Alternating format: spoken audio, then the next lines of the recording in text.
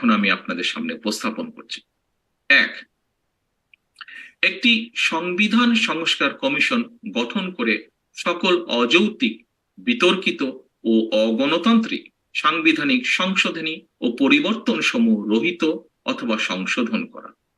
দুই, প্রতিহিংসা ও প্রতিহিংসা এবং প্রতিশোধের রাজনীতি পরপর পারবেন না।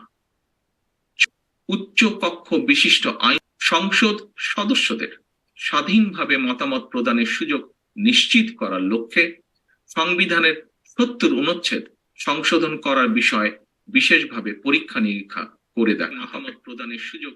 ৮, বর্তমান প্রধান নির্বাচন কমিশনার এবং অন্যান্য নির্বাচন কমিশনার নিয়োগ আইন ২০২২ সংশোধন করা। ৯, বিধিবদ্ধ প্রতিষ্ঠান পুনর্গঠন করা হবে। শুনানির মাধ্যমে সংসদীয় কমিটির ভেটিং। ১০, বিচার বিভাগের কার্যকর স্বাধীনতা নিশ্চিত করা হবে।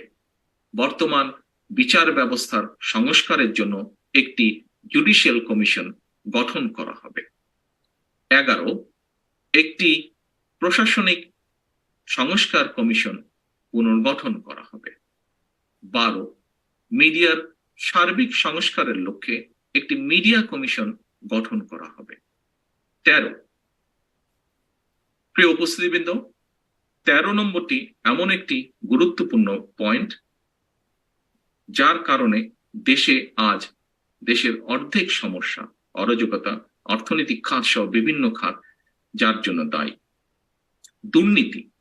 দুর্নীতির নিরসনে দেশের মানুষের আকাঙ্ক্ষা ও প্রত্যাশা অনুযায়ী ব্যবস্থা গ্রহণ করা হবে। অর্থ পাচার ও দুর্নীতির অনুসন্ধান করে একটি শ্বেতপত্র প্রকাশ করা হবে। সংবিধান অনুযায়ী ন্যায়পাল বা অম্বুজম্যান নিয়োগ করা হবে। ১৪, সর্বস্তরের আইনের শাসন প্রতিষ্ঠা করার সকল প্রকার উদ্যোগ গ্রহণ করা হবে। ইউনিভার্সাল হিউম্যান রাইটস চার্টার অনুযায়ী মানবাধিকার বাস্তবায়ন করা হবে। ১৫, বিশেষজ্ঞদের সমন্বয়ে একটি অর্থনৈতিক সংস্কার কমিশন গঠন করা হবে। ১৬, ধর্ম যার যার, রাষ্ট্র সবার, এই মূলনীতির ভিত্তিতে প্রত্যেক ধর্মাবলম্বী নিজ নিজ ধর্ম পালনের পূর্ণ অধিকার ভোগ করবেন। ১৭, মূল্যস্ফীতির আলোকে শ্রমজীবী মানুষের ন্যায্য মজুরি নিশ্চিত করার সর্বাত্মক উদ্যোগ গ্রহণ করা হবে। ১৮, বিদ্যুৎ, জ্বালানি ও খনিজ খাতে দায়মুক্তি আইন সহ সকল কালাকানুন বাতিল করা হবে। ১৯, বৈদেশিক সম্পর্কের ক্ষেত্রে বাংলাদেশের জাতীয় স্বার্থকে সর্বোচ্চ প্রাধান্য দেওয়া হবে। বাংলাদেশ ভূখণ্ডের মধ্যে কোনো প্রকার সন্ত্রাসী তৎপরতা বরদাস্ত করা হবে না এবং কোনো সন্ত্রাসবাদী তৎপরতা আশ্রয় প্রশ্রয় পাইবে না। সন্ত্রাসবাদ, জঙ্গিবাদ ও উগ্রবাদের বিরুদ্ধে কঠোর ব্যবস্থা গ্রহণ করা হবে।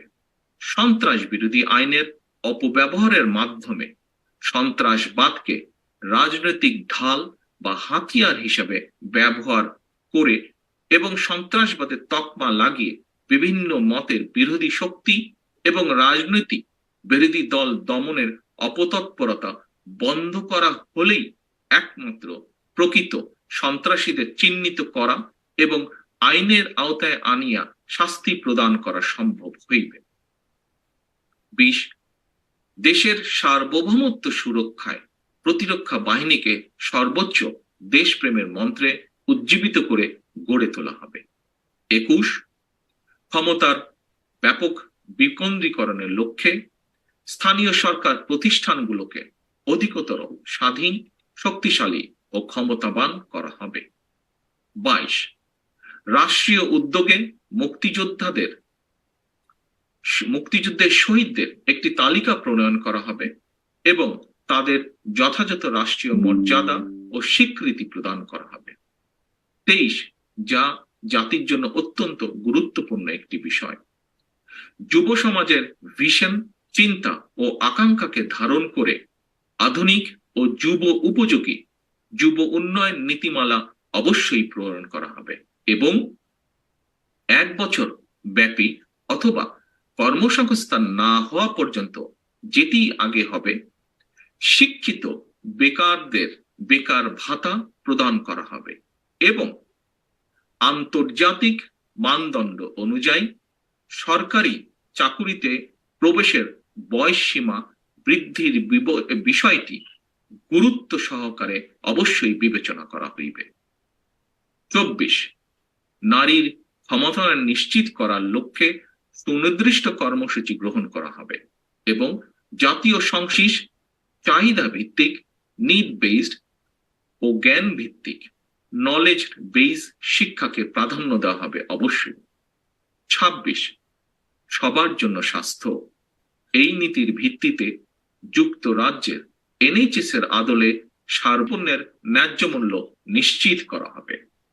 প্রিয় উপস্থিতিবৃন্দ, প্রিয় দেশবাসী, পরবর্তীতে যথাসময় অন্যান্য বিষয়ভিত্তিক সংস্কার প্রস্তাব এবং উন্নয়ন কর্মসূচিগুলি প্রকাশ করা হবে পর্যায়ক্রমিকভাবে।